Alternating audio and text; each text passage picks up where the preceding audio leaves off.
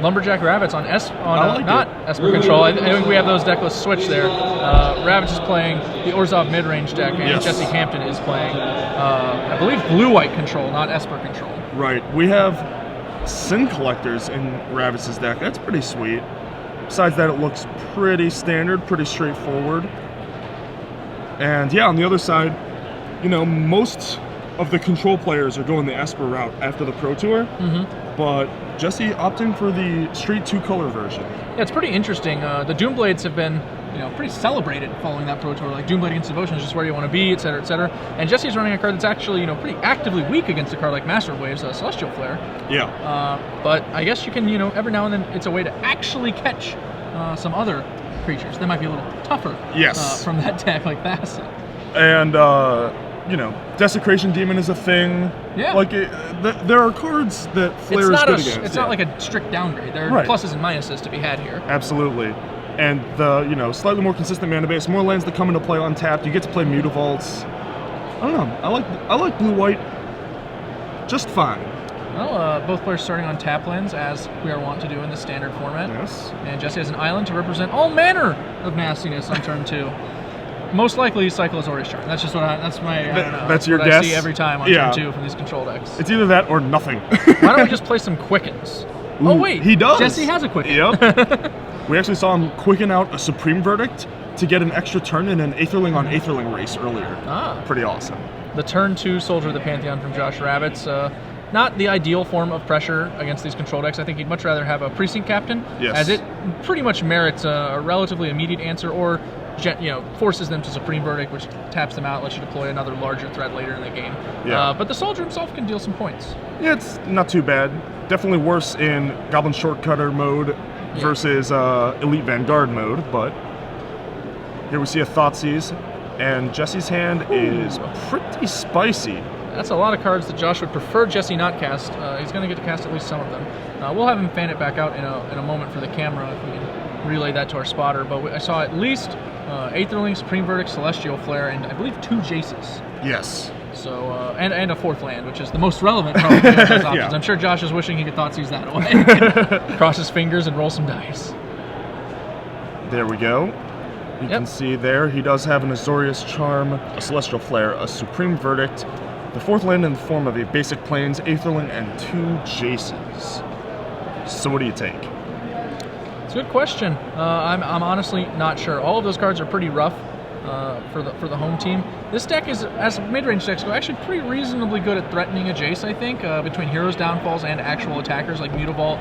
Gives you some game against Supreme Verdict, protecting Jace. The Aetherling's not going to be relevant for quite some time. I think I would take the Verdict, which he appears to be going for. As if I can kill 1 Jace, I can probably kill 2, right? Yeah, I agree. Taking the redundant Jace doesn't accomplish too much, and of the removal spells, Supreme Verdict is definitely the most threatening. And now Josh deploys his 2nd Soldier, once the push is clear, a Verdict. Can't actually threaten a lethal attack on Jace next turn if it plays in pluses, as he'll only have 3 damage, but this will probably prevent Jesse from negging. Which, you know, it's often the most you can really hope for. Not let them get free cards off of it. Plays a Temple before he does anything else, taking a peek see. Get that information. Looks like he's got a couple of Doomblades in his hand, which is probably his worst card in the matchup. Looks like he's going to animate, jam the Jace, which will force Jesse to lose it if he neg-2s, and then play another Soldier. So, you know, continuing to just hope Jesse doesn't find another Verdict, but considering he's going to have the option to neg-2 Jace. Detention Sphere normally would be good against 3 of a kind, but not the case against the protection from multicolored creatures. Jesse does go down with the Jace. That's about as big a brick as Joshua could hope for on that Jace activation. Those cards are all pretty mediocre. Probably split the lands, right? I'm curious if he does, if he goes for land versus syncopate. I agree with that split, A lot of people tempted to just, settle in these spots and split it like syncopate land and just be like, that's not that bad. But actually, rather put him to the test. Yeah, put him to the test. Make him make a decision. And here we see Jesse does opt for the mana over the interactive card. Yeah, I think taking 2 lands there is just like a little too easy. but we see Jace come down, plussing again. Still not a lethal attack through the Jace triggers for Ravitz here, so... One shy. On the upside, that will keep Jesse from neg-2ing, period. Yes. So he's got a lethal attack on the Jace next turn if Jesse once again fails to draw a Supreme Verdict, which we know he is drawing at. He doesn't have one. Finds a Divination. That's not going to let him cast a Verdict if he finds one. It's a good start, though. At a minimum, he does have an Azorius Charm, which he can use for like some manner of defense, so Josh is going to have to focus his efforts once more all on Jace, basically. Yes. Draws that Verdict, but it is too late. Yep, even with Azorius Charm on the Mutavault, the Jace will still be going down here. If the Mutavault doesn't attack, His Charm still doesn't save it. No, his Charm doesn't do anything against the soldiers, but what's Ravitz's turn then? Yeah, he's probably going to want to actually cast, probably not a creature. He would be wanting anything else, really, because a Verdict is already so good against him. He doesn't want to make it any better. Decides...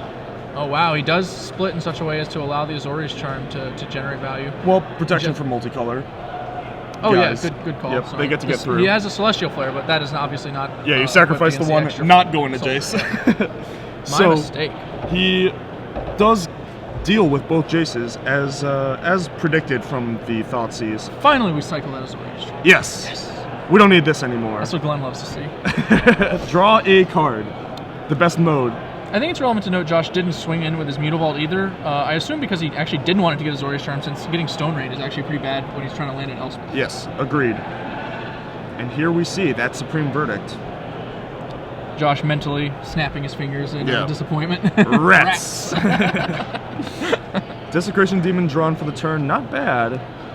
He's got Demon, Blood Baron, a couple of Doom Blades, and an Elspeth.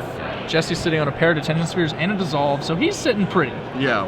He's it's going to take a lot for Josh to pound his way through this. Possibly not going to happen. Yep. This is the game state that Jesse wants to sculpt. He can dissolve this Baron, but he actually has Celestial Flare, so as long as Josh isn't jamming with Mutavault as well, he knows he can flare the Baron.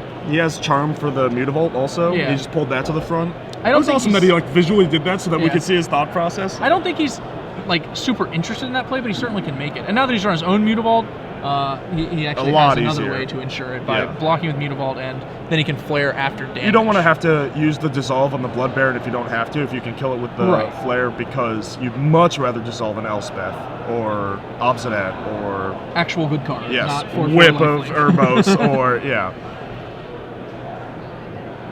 Josh can Doomblade the Mutavault if it tries to block, and Jesse's probably not going to be eager to present that kind of a threat, so Jesse just has to deal with this Obsidian, and obviously he will. He will dissolve it, just as you predicted. Yep. Now if that Blood Baron attacks, it'll get Celestial Flare. A card Josh is probably not used to playing around. No, but he does know about it from the Thoughtseize, so he's going to stay home until his Mutavault can get in there at the very least. Josh does indeed do exactly that. And Sphinx's Revelation in Jesse's hand is a card. ticking time bomb. Yeah, Jesse already on, looks like 9 lands. Yep, 9 lands. It's just that easy. That Revelation is a huge threat in and of itself. Remember those old commercials with the easy button? I don't remember what they were advertising, but I remember the easy button. And there is the Revelation for 6. There's the easy button for 6. If Jesse finds one of his 2 remaining Supreme Verdicts, he can go ahead and mop this board, and he'll be in a totally commanding position. It'll be very, very, very difficult for Josh to bounce back. Yeah.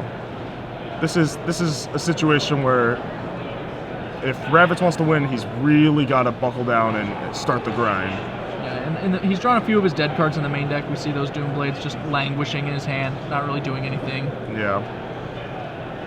That was definitely unfortunate to draw those so early and just have them rotting. And now Jesse has another Sphinx's Revelation and a hand full of awesome cards. Too many options. Gonna start with a Detention Sphere on the Desecration Demon.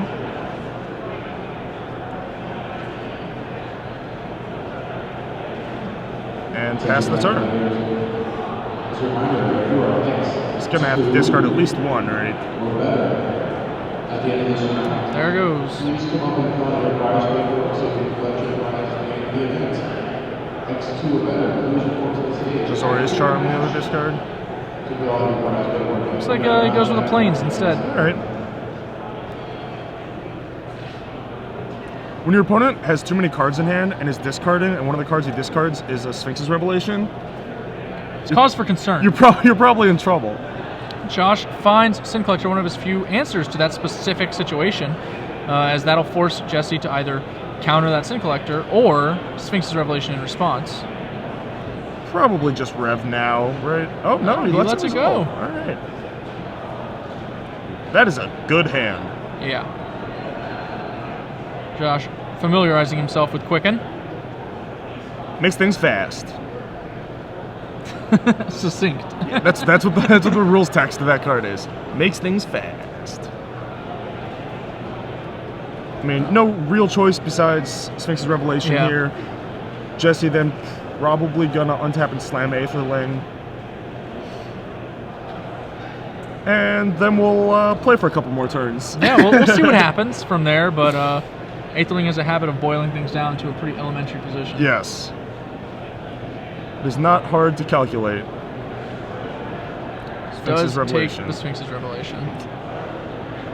And Josh passes, not willing to give up his Bloodbearing to Celestial Flares, which gives Jesse technically the option to Quicken in the Aetherling, right?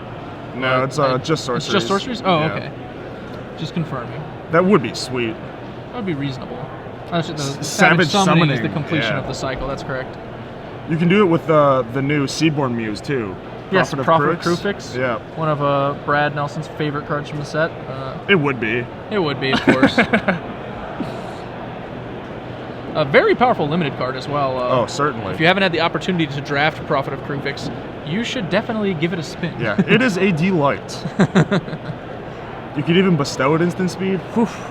Jesse playing Aetherling and taking care to leave open a Mutavault as opposed to a billion blue mana. All right, Josh untapping. And how do you get out of this one? Looks like he's going to start with Read the Bones. All right. Formulate a game plan here. What do the bones have to say? Josh keeping his scry to himself. Selfish. He obviously kind of wants a land because that Elspeth is one of the kind of ways he could dig a position here, but against the Aetherling, it's not even going to do that much. So yeah. I mean, what are you actually digging for in his position here? I guess an Obstack could theoretically race the Aetherling if you could somehow get through all those flares and the charm you already know about. That's a pretty steep order. Steep order, yeah, you're not lying. All right, a Thoughtseize off the Read the Bones. He did scry both at the top directly into the hand. Does keep the land. It looks like he just named what he was Thoughtseizing, which in this case was Detention Sphere. So I guess he's on that Elspeth plan? Yeah, it seems that way.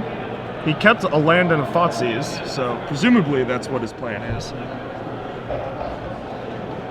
He's got some life total to work with. He's not just straight up dead to this Aetherling beating him down. But it won't take much longer than usual. Right. 17 is not especially high.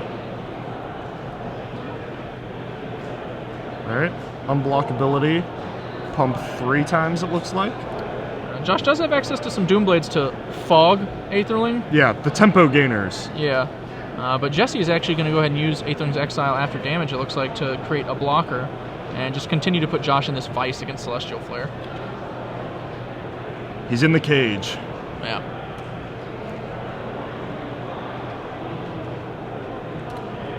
Elspeth does come down, but Its basic function here is just going to be, the premise of his function here is just going to be to actually make some soldiers so those Celestial Flares no longer can kill his sweet creatures, right? Right. We're playing Spectral Procession for the full amount. Yes, except for the fact that it doesn't even actually work all that well against the Mutavaults because you can't use your Doomblades on the Mutavaults and on the Aetherling as a tempo gainer.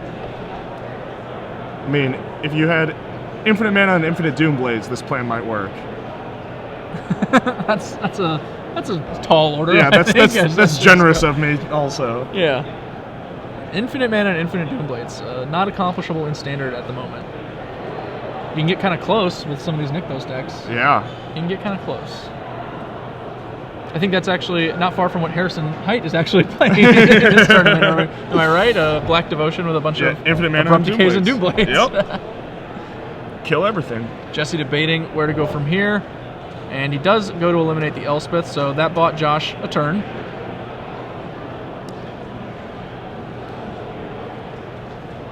Aetherling comes back to play defense. Josh draws for the turn. A land, not too helpful here.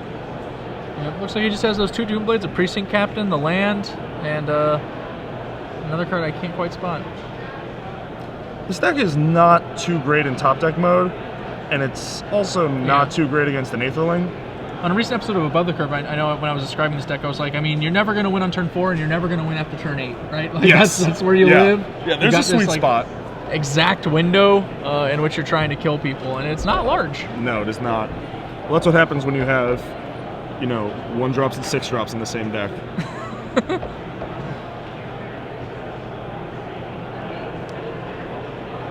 Josh goes for the demon. All right.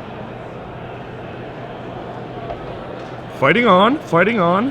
Has to make his peace that a verdict will just end the game. Yes. So no need to play around it, as it will kill him. Only 2 left, and it looks like Jesse just drew a Sphinx's Revelation, his 4th copy. Yep.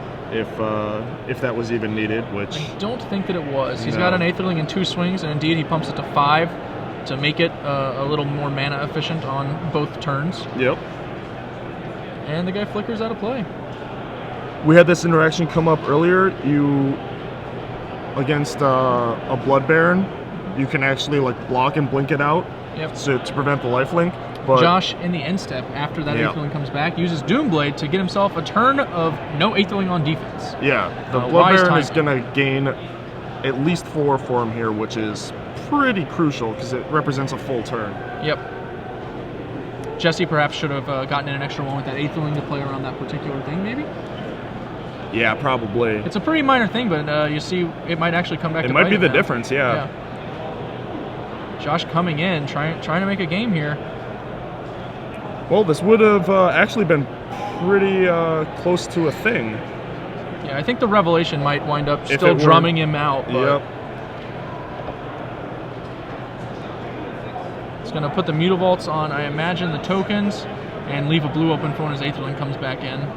He's going to Charm the Demon. Also a good play. Anytime you Azorius Charm something that is affected by summoning sickness, it just it just feels gross. It's just too good. Alright, so it looks like Josh is getting in 9 here. Yeah. Getting in 9, gaining 4, going to 9. But however, he has left himself all but tapped out, so those Mutavaults can actually complete Aetherling's doing if Josh doesn't have 2 blockers.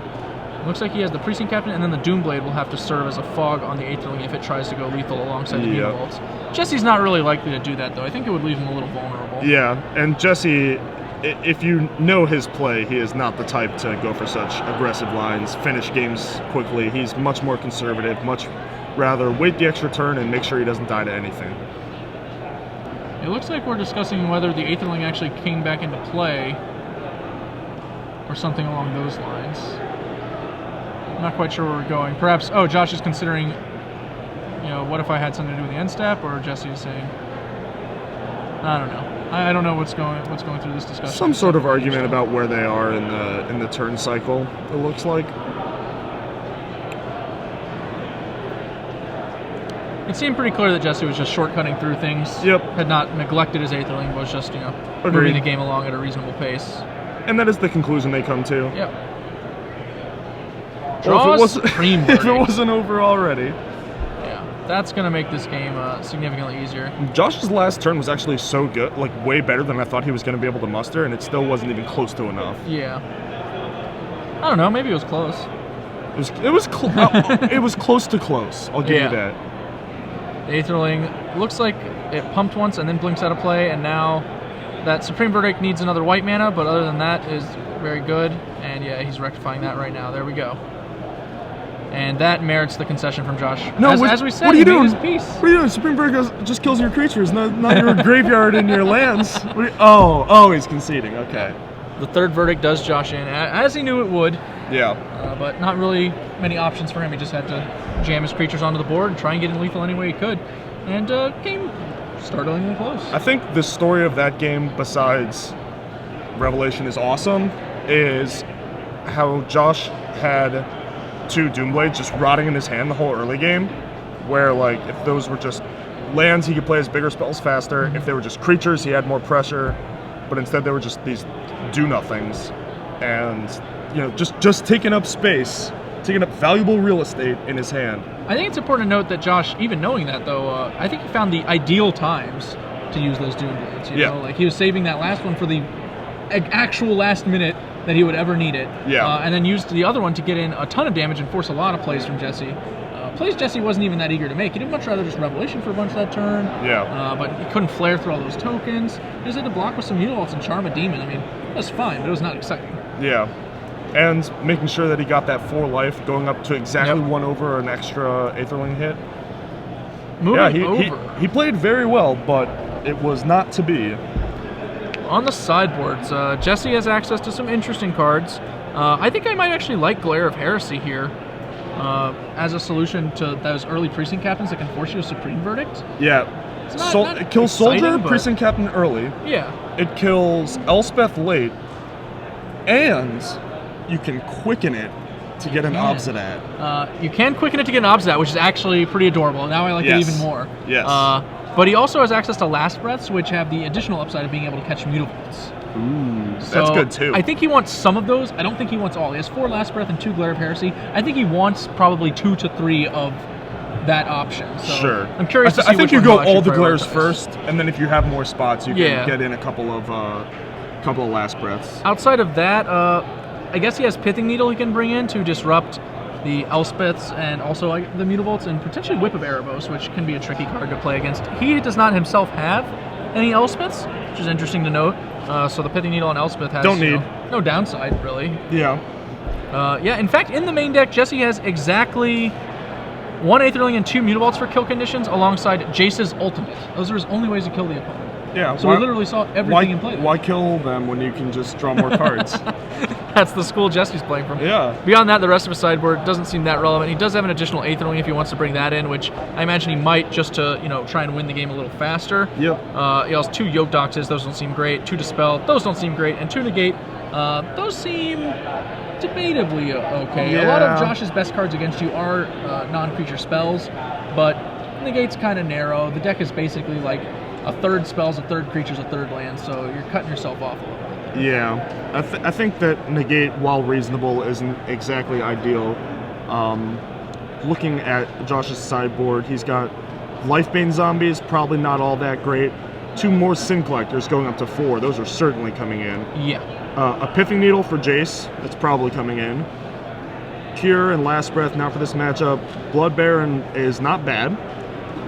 Elspeth is certainly coming in. Devour Flesh, not so much. Doomblade, not so much. Banisher Priest, not so much. And 1 Underworld Connections, which is definitely coming in as well. That's another card that Jesse might want those Pithing Needles for as well. Yes, just be sure to name the land and not the Underworld Connections. And imagine Josh is just cutting out his Doomblades for starters, right? Maybe he may. Do you think he trimmed down on Hero's Downfall or no? I kind of think you might want to go to 3. I can see going to 3 just because the Pithing Needle's more efficient. The Desecration Demons are pretty mediocre as well, right? No, they're actually quite good. Really? It's hard to get charmed, but it's so big that it really forces a lot of action. It's like the perfect follow-up to your Precinct Captain curve, where they have to wrath that, and then you follow it up with the Demon, then they're kind of stuck in this place where they're going to be like choked on mana on a key turn, where you can either force through an Obsidat or an Elspeth or something like that. Alright. They're definitely not, his best card, but I think that they're still definitely playable, especially if you know that Jesse doesn't have any Elspeths. Sure. Which is a card in the format that embarrasses Desecration Demon. Well, Josh does have an easy time of against Jesse because he is blue-white. He doesn't have to worry about opposing Blood Barons. Right. Which can be very problematic for the white-black deck. I don't know if you guys saw this coming, but it has a little bit of a time against. You could double block it with Mutavaults. That's a legal play. I don't know how often it works against any deck with swamps in it, but you can do it. Looks like they're discussing perhaps a few things about the game. A little reflective pension. Two smart dudes right here in our feature match. You can tell because they have glasses. Yes, that's the key. The big difference between them and the guys in the booth. Besides the Pro Tour and Grand Prix top 8 quantity is the Right. No, it's the glasses. That's the only reason that they're there and we're here. Yeah. Tap lands, quick starts from both players. Josh off to the races with a Thoughtseize. Bunch of lands, an Azorius Charm, and a Divination. Well, I know what Jesse's going to do with that Azorius Charm, assuming he gets the option. Looks like he's going to lose Divination to the Thoughtseize rather predictably. This is Jesse Hampton's dream nut draw. 5 lands, Charm, Divination. Ooh, looks like Ravitz missed the land drop there. Yep, misses a land drop, doesn't jam with the Mutavault because he's not willing to open it up to the Azorius Charm, and Jesse, in turn, declines to cycle the Azorius Charm, knowing he can continue to keep the Mutavault. These guys are so smart. He does cycle. Whatever he gets is getting Thoughtseized. Yeah. Ooh, and that's I guess a he good decided one. to take the chance. Man, if I just draw another land, I can blank that Thoughtseize. Yeah. And it's a pretty reasonable shot, It's right? probably You're the probably right like play. over a third for sure. Yeah, it's probably the right play. It's just funny that he drew exactly Aetherling. Yeah, if he did not bring in his second Aetherling, this game just suddenly got a lot harder to win. Yeah. Couple more lands for he Jesse. He drew Glare of Heresy, which we were discussing whether Alright. bringing that or Last Breath, which is better. We decided we thought Glare was slightly better. It looks like Jesse at least slightly agrees with us. Yep. And Ravitz still missing land drops. Now Gonna the have Mutavault to comes discard this turn, it looks like. I like this Mutavault attack. You know, at this point, we can only do so much, really. We got to start actually doing something. Yeah, if he's holding a charm and not going to use it, that's fine. Essence Scatter, not bad against the Sin Collector that Ravitz is looking to play. He does draw the land. All right on time. Sin Collector, pretty much ideal, except that it gets snagged by an Essence Scatter. If it had resolved, it could have taken that Glare of Heresy and left Jesse kind of open. Yeah. Mutavault, kind of like a land, but also kind of like a spell. Ravitz does draw a 4th land and the double black. This game is going to really put to the test the old does a Screwbeat Flood Screwbeat Flood, yep. Because it generally does, but this is a tough spot. Josh has been behind for a lot of turns, and Blue-White is the deck that can most maximize Flood. I think that adage needs an addendum, which is Screwbeat's Flood unless Flood draws Sphinx's Revelation. You might be right. Precinct Captain, gonna land here, gonna be quickly dispatched by Glare of Heresy. We have to assume there it is. And Jesse going on the offensive. Yeah, I think that may actually have been his only win condition, as we discussed. That Aetherling, a huge loss. So if he doesn't have another one in his deck from the sideboard, he's going to have to get every ounce of damage out of these Mutavaults that he can. Absolutely.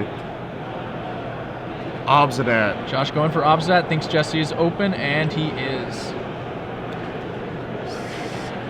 This game looks pretty good for Josh now. I was going to say, the Obsidat is one of the more effective threats from Josh's deck, and to land that, ooh, and there's the Quicken. But if we drew a Glare of Heresy. Yeah. Well, some more confusion about what phase we're in perhaps here. a card fell off or something, I don't know. Appear to be checking the floor. Draws another land. Hey-ya. Obsidat has the potential to end this game in short order. Yep. As he is wont to do, and comes back in, drains for 2. Josh draws. Hand full of spells. Jesse on 14. 2-turn clock if the Mutavault swings on the next turn, right? Yeah.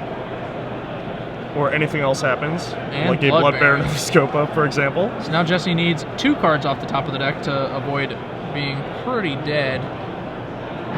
And doesn't look like he has them. He's going to have to chump with his Mutavault just to survive. Yeah. He has a Celestial Flare. So he's got a little something, but Josh is probably going to have the Mutavault running back up against that particular spell. Does he have a thought? Oh, he has a Thoughtseize? Never mind. Wow. Magic's a tough game. Wow. It's so difficult.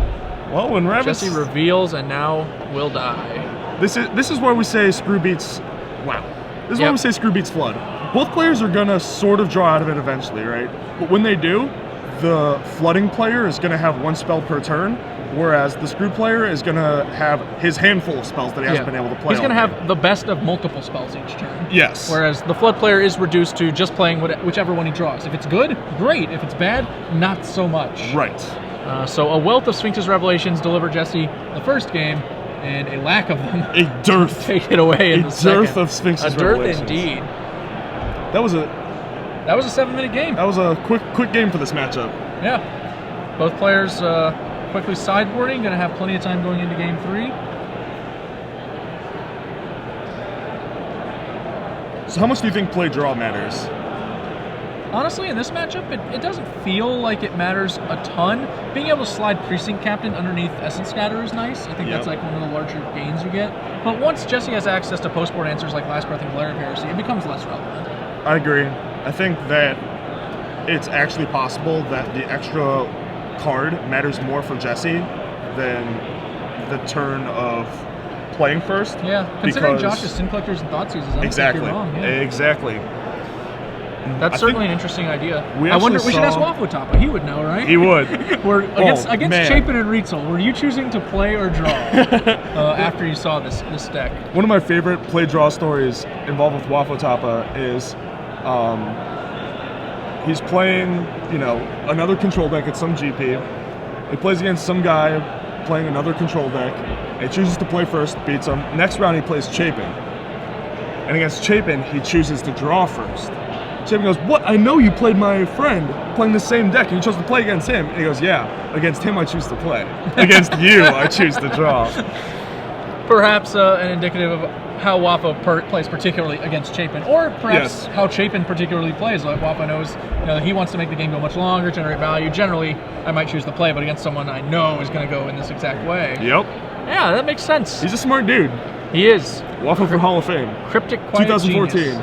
He has certainly made a strong case for himself Yep. with this PT top 8. He was one of those bordering guys, Yeah, he finished- and then nailed the top 8. It's like, He finished 10th in the voting last year. In fact, this Pro Tour Theros top 8 was huge, I think, for Hall of Fame balloting. As we saw, Makahito Mahara finished 5th. He made a top 8. And Rietzel. It's a runner top 8 for Mahara as well. He top 8 at Dragon's Maze as well. that is true. And then Rietzel, who finished 20th in the balloting, makes his top 8. Yep. And Wafatop, as we already discussed, makes, I believe, his 4th top 8, right? 5th. This is his 5th? I know it was Mahara's 5th. I thought it was Wafatop's 4th, but I could be wrong. I think it's 5th. Okay. Certainly makes a much stronger case regardless. Absolutely. And I wouldn't be surprised if we see all 3 of those finishing in or near the top of the balloting next year. In fact, I go so far as to say I think Mahara and Wafotop are like leading candidates. Near hard loss. Yeah. They're up there. There were 2 of the people that were at the top of the discussion of, all this giant pool of players that has about 3, maybe 4 top 8s, but, they're all splitting the votes amongst themselves. And then anybody who has that 5th top 8 is like really getting a huge boost. Yeah, just going to the line, making an easy air ball there. Just swish. So now they just nailed it, and now they're, differentiating themselves from that pack that's splitting up all those votes. Quite a top 8. Josh Ravitz mulliganing to 6, it appears. And Jesse has the play, leads Azorius Guildgate, and Josh fires back with Plain Soldier of the Pantheon. Get your beat on. Gasp. Soldier of the Pantheon, pretty awesome card in general.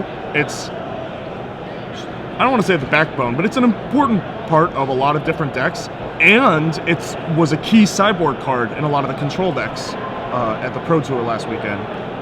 This is a tough, for example. This is a tough Thoughtseize for Josh Ravitz. He has a lot of interesting options. Jesse only has a 3rd land, so there's a Verdict, an Aetherling, a Divination, a Flare, and a Charm. He can take the Divination, which will, put a little stress on Jesse's lands probably. Is that Flare or Last Breath? Oh, sorry, you're right. It is Last Breath. Good call. But he does have the Charm to cycle for an extra card. I agree with taking the Divination, but Jesse could still very easily peel enough lands to get out of here, and he has the Charm as a free roll. Yep, and he started right there with the 4th land. There's our, Last Breath. The new art for Last Breath, significantly less ghosty, significantly more birdie. We've got a Harpy being dissipated right there. And as you see, it's one of the better answers to Soldier of the Pantheon. Jesse, I need a minute. That was too good. We've got a strange fade going on here. We'll get that correct. There you go. Soldier of the Pantheon jamming in for 2. And another Thoughtseize after damage. Jesse chooses to fan, does not cycle the Azori's Charm in response. And Josh takes the Aetherling. Alrighty. No fear. Or maybe more fear of the Aetherling. That kind of indicates Josh is not expecting to win a quick game here, which, based on Jesse's hand, I think that's a safe assumption. He has an answer to the Soldier. He has Verdict for the next threat. It's going to go for a ways. Yep. And if it's going to go for a ways, then you got to get rid of the Aetherling while you can. And as we already discussed, Jesse does only have one Aetherling in his main deck without another one being sideboarded in. That could be his only Aetherling, and in a game that, could legitimately come down to time, they have a lot of time to play. Removing an Aetherling is a huge deal. When you think you're the only person who can actually win in 15 minutes, you're basically kind of, running a free roll on a troll. Yes.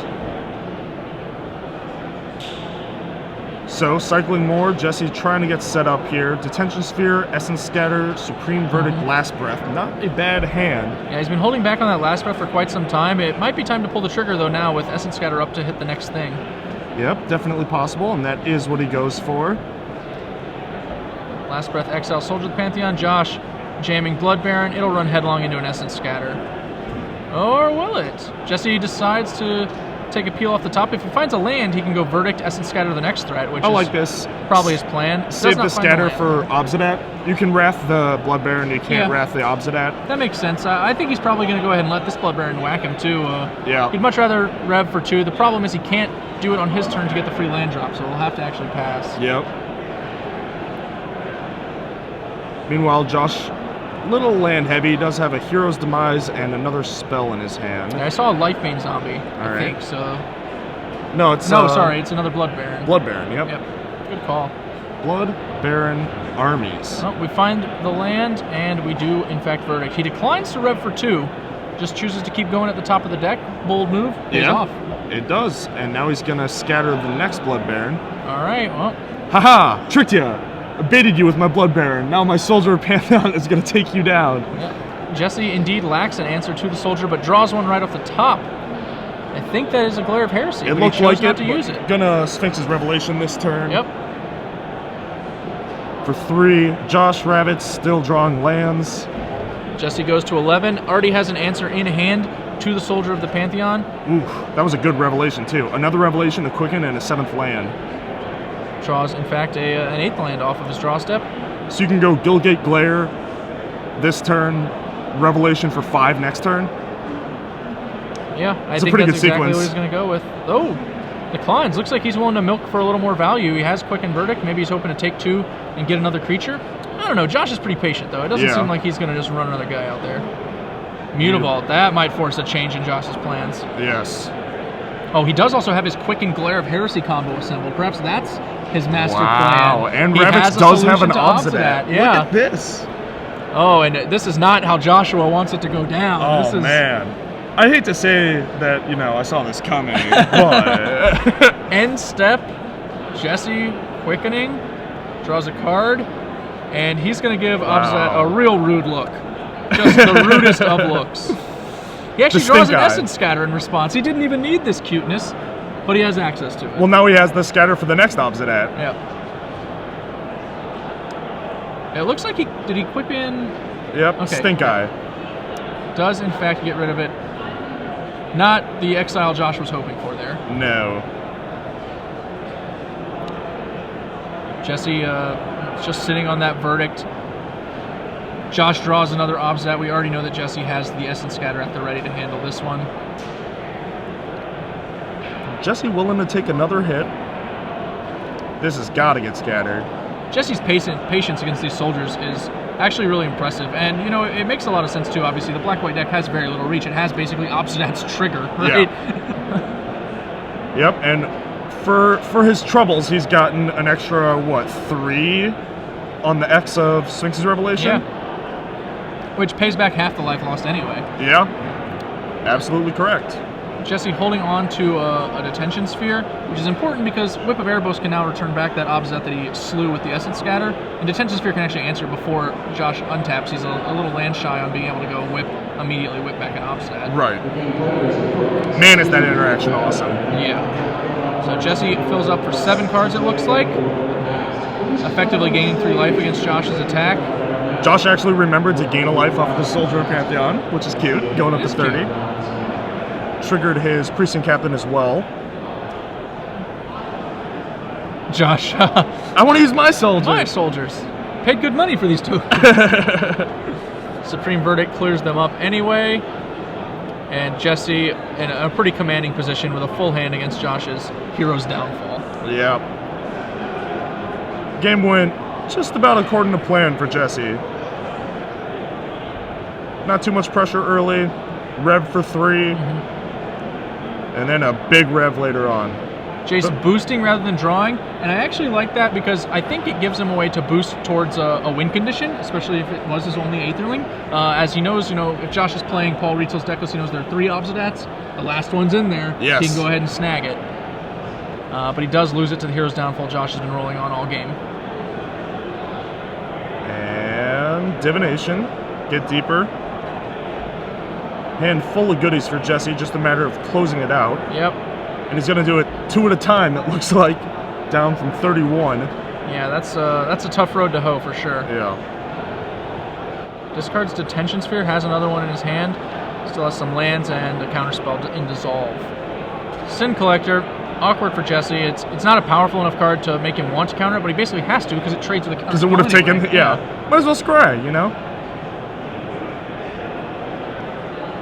Only have a certain few cards that matter at this point. Yeah, Jesse really just trying to get in as much as he can, as fast as he can. So fast he's throwing lands on the ground. Yeah. Doesn't need, has plenty. Another attack for 2. Joshua untaps, draws a soldier, excuse me. Yeah, we see Jesse does have another Last Breath in his hand. And Revelation. Sphinx's Revelation is good, although, how much it can actually dig him into here. He's got mostly what he needs. If he doesn't have another Aetherling in his deck, it's actually kind of a real possibility that he could get too low in deck to actually kill Josh. Yep, that is definitely true. You're going to have to be a little careful of that. And we see he is counting his library. Yep, Jesse aware of all the angles. God, these guys in their glasses. He's too smart. Looks like he's going to rev for the full-blowns. All right. That indicates to me that he does have the other Aetherling. Yes. Otherwise, I don't think he could probably afford this many. What was that, a 10 ball? Up to 14? Looks like... Yep. This is pretty good. We've reached that point where your hand is as big as your library. Yeah. Jesse keeping up a quick pace, intent on closing this out. Yep, he knows it still might take a few turns if he's going to have to use a Jace ultimate. Didn't find an Aetherling, does have plenty of removal, and he does have a Jace, and yeah, as you said, he may need that ultimate to actually get there. So he glares the soldier down. Plays Jace, pluses. Does appear to be going for that ultimate, sends in the Mutavault. All right. Tick-tock from a couple different angles. Not the fastest of clocks, but... Yeah, he has Dissolve if Josh has another relevant spell, and then once he untaps all those lands, his Syncopate will actually be live again. Yep. The old late-game Syncopate. Syncopate for X equals 10? You have an extra 10. I only have 9. I only have 9. No. Shucks. Josh does draw Hero's Down... Oh, no, that's Aretha Ones. My bad. Thought it was a Hero's Downfall, which merits an equal Dissolve. Oh. Does have a Hero's Downfall. Jesse can only Syncopate for 2, which is exactly what Josh has up. Man, this one it might just come down to the wire. Oh, he does have a second Aetherling. Never mind. Look at that. This one is functionally over. It was about to get interesting, and then an Aetherling happened. Nope, our answers about Jesse's sideboarding tactics have all of our questions have been answered basically. Yes. We boarded in like two Last Breath, 2 Glare, brought in the second Aetherling, and it's going to close out this game from here. 24 is also quite a convenient number. Yeah, that is, I believe, 3 Aetherling swings, but he can actually get a little cheaper with the Mutavault. It's effectively the same cost, but he can get a little more damage. Josh saying, yeah, hurry it up. Yeah. I'm not going to do anything. I'm clearly dead. Let's just get it over with. F6. Dissolve and Syncopate together will basically lock it up. Jesse probably tempted to reveal here. Yeah, he's like, whatever.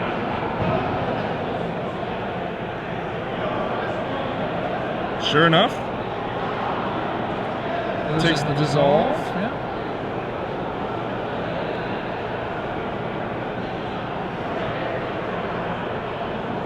All right.